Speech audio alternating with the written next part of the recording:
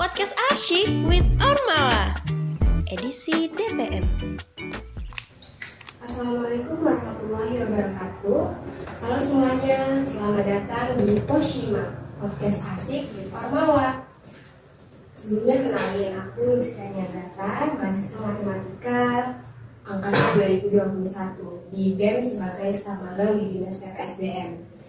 Nah, kali ini ada yang berbeda nih dari Poshima. Kalau biasanya kita membahas tentang ormawa-ormawa yang ada di KMF MIPA, kali ini kita sedikit naik ke siapa sih yang mengawasi dari ormawa-ormawa yang ada di KMF MIPA.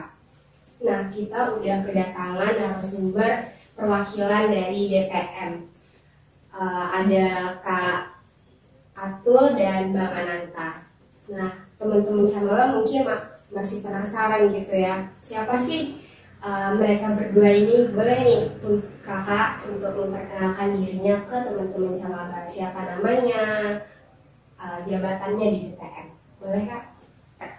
Bang Ananda dulu mungkin. Oh iya, makasih ya. Siapa tadi namanya? Lucy. Sebenarnya Assalamualaikum warahmatullahi wabarakatuh. Perkenalkan, nama saya Dio Levanita, saya dari Kabupaten angkatan 2019 dan saya di sini menjadi narasumber dan perwakilan DPM itu sendiri. Saya di sini diamanahkan sebagai Wakil Ketua Umum 1 DPM KMI. Halo semuanya, aku Robiatul Adamira, bisa dipanggil Atul. Aku di DPM sebagai Wakil Ketua 2 atau Sekretaris ya. Terima kasih. Ya, mungkin sebelum kita membahas lebih jauh mengenai DPM gitu, teman-teman Camaba ini mungkin masih asing gitu dengan kata DPM. Nah, boleh nih dijelasin apa sih itu DPM? Boleh Kak Atul dulu. DPM ini adalah Dewan Perwakilan Mahasiswa. Jadi DPM ini bertugas sebagai perwakilan mahasiswa dalam menyampaikan aspirasinya layaknya DPR di dalam suatu pemerintahan di Indonesia kayak gitu. Selain itu, DPM juga mengawasi semua ormawa yang ada di KMF MIPA, berfungsi sebagai badan legislasi, controlling dan budgeting. Berarti DPM itu badan legislatif ya Kak. Nah, apa sih membedakan badan legislatif dengan badan eksekutif yang ada di kampus seperti BEM gitu Kak? Boleh Bang Ananta? Oke, dikit yang mengenai eksekutif dan legislatif. Di fakultas sendiri kita sebenarnya punya badan otonom. Ada 4 bentuk kalau saya nyebutnya, ada badan otonom, terus ada badan himpunan, dan ada 2 badan otonom dan himpunan, yaitu eksekutif dan legislatif. Eksekutif itu sendiri badan eksekutif mahasiswa yang itu BEM, dan legislatif sendiri itu badan legislatif mahasiswa, itu DPM sendiri. Dan mereka pun berbeda dari tupoksi overall dengan proker-proker dan sebagainya, dengan tujuan dan visi dan misi mereka pun juga itu implementasinya itu berbeda. Dan eksekutif sendiri itu mereka lebih ke ranah, mereka lebih ke implementasi, langsung turun dan sebagainya, langsung ya mengumpulkan data-data dan sebagainya untuk langsung menjadikan itu sebuah hal yang benar-benar baiklah untuk kerjaan beberapa ormawa gitu. Sedangkan legislatif sendiri ya dia lebih ke controlling, terus mengenai budgeting dan beberapa hal yang overall memang pengawasan lah gitu. Nah, ini Kak, kalau kakak sendiri ikut DPM dari kapan? Kami berdua ikut dari magang dari 2019 ya. Kami sudah ikut di DPM sebagai staf khusus. Itu kalau di BEM itu kan staf magang ya, kalau kami di DPM sebutannya staf khusus gitu. Jadi kami ikut sidang-sidang di DPM sebagai staf khusus, lalu 2020 menjabat sebagai BPH, dan 2021 menjadi inti dari DPM. Ya, udah hampir 3 tahun ya Kak? Ya, hampir 3 tahun di DPM, mulai dari staf khusus, anggota legislatif, dan sekarang anggota inti ya Kak? Ya. Gitu. Jadi kakak berdua ini udah ikut DPM dari sejak maba gitu ya. Jadi udah tahu lah seluk beluk dari DPM sendiri gitu. Nah kak, kalau untuk struktur, kalau di organisasi kan pasti ada tuh struktur organisasinya. Kalau di DPM sendiri itu apakah sama gitu? Gimana tuh strukturnya? Oke. Mengenai struktur organisasi dari DPM itu sendiri sebenarnya DPM secara sederhananya, saya sederhanakan saja, kami punya pengurus inti, isinya ada ketua umum 1, wakil ketua umum 1, wakil ketua umum 2, dan wakil ketua umum 3. Dan wakil ketua umum 2 dan 3 itu sebagai bendahara dan sekretaris umum di organisasi kami. Jadi lalu kami punya namanya anggota legislatif, ada dua golongan, ada namanya anggota legislatif dan staf khusus. Mungkin di sini di BEM mungkin BPH dan Cagar. Iya. Ya mungkin itu. Nah jadi anggota legislatif ini sebenarnya anggota legislatif ini ada 30 orang, karena di MIPA sendiri kita punya 6 jurusan. Jadi satu jurusan itu mengirimkan 5 fraksi. Jadi 5 orang setiap jurusan itu mengirimkan fraksinya. Jadi totalnya ada 6 jurusan, jadi ada 30 orang anggota legislatif di MIPA. Dan lalu staf khusus itu merupakan anggota pertama dari kami. Terus setelah ini kami punya mengenai kepengurusan DPH, pada pengurusan harian kami punya yang namanya badan pengurusan sama komisi pengurusan. Badan pengurusan kami punya 4 badan kepengurusan, ada badan anggaran, badan musyawarah, badan legislatif sama badan kehormatan. Nah, dan sedangkan di komisi kami punya komisi 1 dan komisi 2. Singkatnya gitu. Jadi struktur organisasinya bisa dikatakan sama lah ya, sama organisasi lainnya. Iya.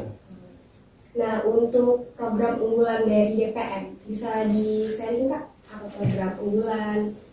Ya baik. Sebenarnya tadi kan saya sudah menyebutkan beberapa bagian dari DPH kami, dan sebenarnya hampir setiap badan dan komisi itu memiliki program unggulan.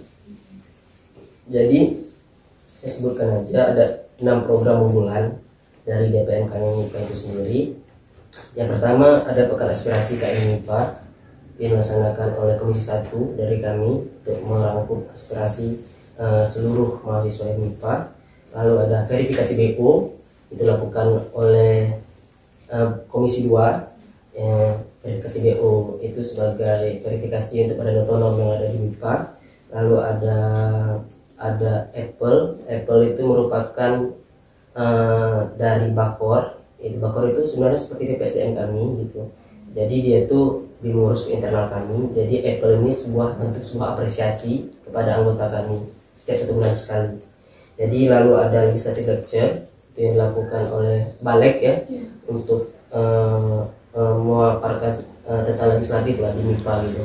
Lalu ada forum Sikumbendum mungkin yang di oleh kakak ini sendiri, forum Sikumbendum itu seluruh Sikum dan Bendum di MIPA itu punya suatu bentuk forum gitu.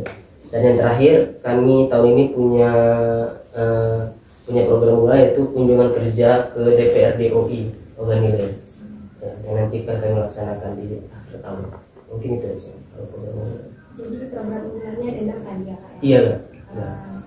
Nah untuk kakak berdua tadi kan udah ikut DPM dari sejak maba gitu, jadi udah banyak lah, pasti udah tahu nih prestasi apa sih yang udah didapatin dari DPM. Prestasi boleh di-share kak? DPM sering dapat apresiasi dari DPM KM Unsri, itu pernah mendapat DPM terbaik se-Unsri itu tahun 2020 ya.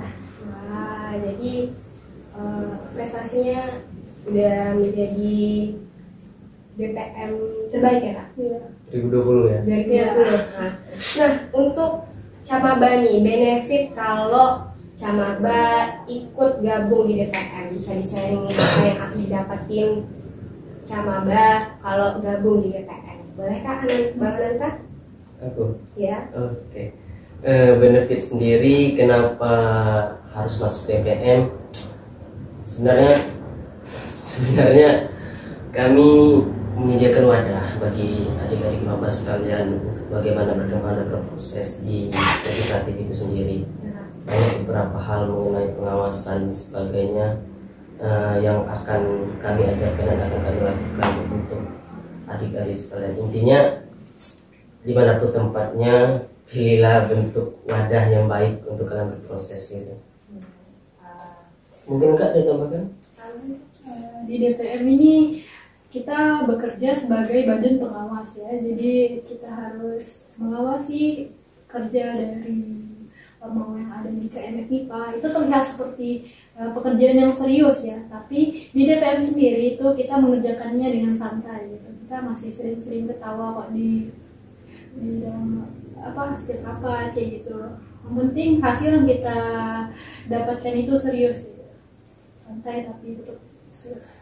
Nah, kalau boleh tahu terkait open recruitment, biasanya oprek tuh pada bulan apa tuh? Oprek sendiri mungkin kami melakukan oprek setelah BEM gitu biasanya. Ya, setelah BEM itu mungkin sekitar bulan 43 Bulan Maret, April. ya, Maret April. Nah, pastilah DPM itu banyak nih hal-hal yang berkesan gitu. Kakak sendiri mungkin nggak hanya gabung di DPM, mungkin ikut organisasi lain gitu ya. Nah, apa yang membedakan DPM dengan organisasi lain gitu? Boleh dikasih tahu Kak? Kalau DPM ngumpul itu yang pertama kita banyak makanan ya, jadi pasti ada donatur yang akan memberikan konsumsi yang layak untuk kita makan. Terus juga di DPM kan organisasinya sidang-sidang terus ya, kita kan ada sidang pleno, sidang paripurna, sidang umum mahasiswa kayak gitu. Itu kan beda ya sama organisasi lain yang mungkin prokernya seminar, kita juga ada seminar tapi kita lebih utama ke bagian sidang-sidang kayak gitu. Jadi itu beda banget kayak gitu sama organisasi-organisasi lain yang aku ikutin. Nah, kalau kayak pandemi seperti kemarin gitu yang sampai saat ini masih ada sih. Nah, gimana tuh kalau di DPM ada kesulitan tersendiri kan? Ya, apalagi khususnya yang udah aku bilang tadi kan DPM banyaknya sidang kayak gitu, itu agak terganggu sih. Kan kalau misalnya sidang secara langsung itu lebih formal, lebih mahasiswa yang hadir juga lebih fokus ya gitu. Kalau misalnya online mungkin agak di rumah masing-masing banyak distraksi dan juga terkendala sinyal dan sebagainya. Tapi alhamdulillahnya dua tahun kepengurusan selama pandemi ini berjalan dengan lancar ya. Gitu. Jadi seperti itu ya Kak. Nah, untuk di DPM itu kan ada juga proses aspirasi gitu. Nah, apa sih itu Kak prosesnya? Jadi untuk mengumpulkan aspirasi mahasiswa itu kita ada pekan aspirasi mahasiswa tadi ya, itu program unggulan kita. Itu pengumpulan aspirasi-aspirasi dari seluruh mahasiswa-mahasiswa kepada badan eksekutif, HMJ dan WO. Itu bisa kita udah mengirimkan Google Form kepada seluruh mahasiswa yang nantinya akan kita sampaikan kepada ormawa yang terkait yang dituju kayak gitu melalui kunjungan-kunjungan kami kepada ormawa tersebut kayak gitu. Itu kalau secara online. Kalau misalnya secara offline itu ada kotak kritik dan saran, itu ada di sekret kami gitu. Nanti informasinya akan kami sampaikan dan akan kami verifikasi terlebih dahulu apakah informasi yang disampaikan benar atau tidak gitu. Jadi prosesnya seperti itu. Iya. Nah, untuk open recruitment tadi terjadi bulan Maret April ya Kak. Nah, boleh nih promosiin ke Camaba untuk bisa gabung di DPM untuk mempersiapkan dirinya gitu. Gimana tuh Kak? Jadi masuk DPM ini nggak sulit ya. Kita membutuhkan banyak sumber daya manusia untuk jadi anggota-anggota kami. Tinggal ketika ada open recruitment dari DPM itu bulan Maret atau April, memenuhi syarat-syarat yang telah ditentukan, daftar, ikut wawancara, dan selamat bergabung bersama kami di DPM. Nah, jadi untuk Camaba mempersiapkan diri lah ya pada bulan Maret April tadi. Nah kak, nggak kerasa ya udah lama kita berbincang-bincang dari seri terkait di DPM gitu. Nah terakhir penutup, boleh untuk menyampaikan closing statementnya gitu kak. Boleh Bang Ananta?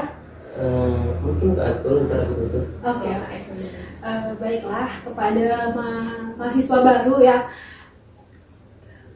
Tujuan dari masuk universitas adalah untuk belajar ya. Belajar bisa dari banyak hal, dari pelajaran akademik dan dari organisasi juga. Tapi yang paling utama itu adalah akademik kayak gitu.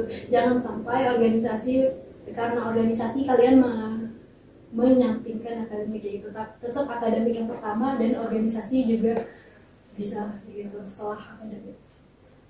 Oke, dikit aja sebenarnya.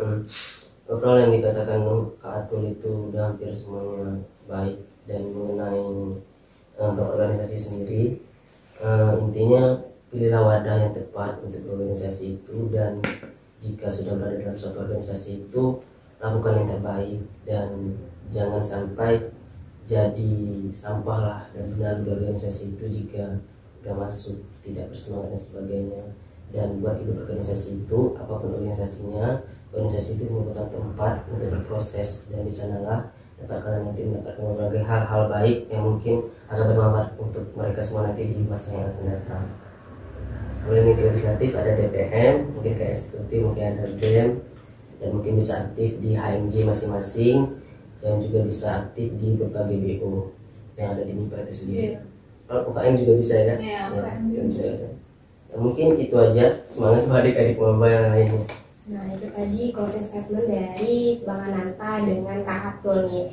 Thank you banget Kak udah sharing-sharing, udah memperkenalkan DPM gitu tentang DPM. Nah buat teman-teman Camaba nih jangan lupa join di DPM ya. Terima kasih. Wassalamualaikum warahmatullahi wabarakatuh.